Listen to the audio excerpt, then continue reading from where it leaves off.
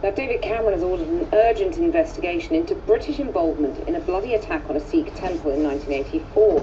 Newly released documents suggest an SAS officer helped draw up plans to remove Sikh extremists from the Golden Temple at Amritsar, with the knowledge and approval of the Thatcher government. Hundreds of people were killed when Indian troops raided the shrine, triggering the assassination of the country's Prime Minister in a revenge attack. Cordelia Lynch reports. In Southall today, Europe's largest Sikh temple, behind the sound of music, there was anger. After prayers, people were discussing claims the British government were involved in a deadly attack against Sikh separatists at their holiest site in Amritsar. It was, of course, going against human rights, but this government did nothing against it to stop it, and still we are fighting for justice. Last year, David Cameron visited the Golden Temple. Today, he was on the back foot, ordering Sir Jeremy Hayward to investigate if the British government helped to plan the massacre of 1984. It comes after a cache of secret documents were released under the 30-year rule.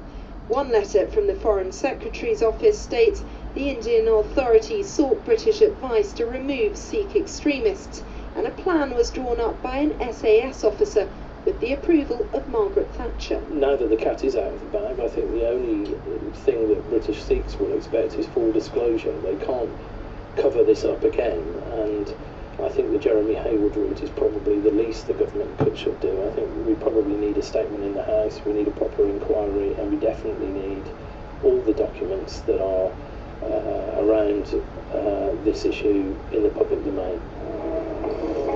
The military operation took place over 6 days, with the Indian government saying around 400 people had been killed, but Sikh groups put the death toll in the thousands. It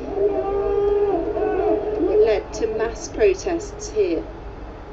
This is already an explosive issue, and further revelations could severely damage relations with the Sikh community. Some are now calling for an inquiry. If they were open and transparent about it, they should have made it clear there and then. This is what they were supporting.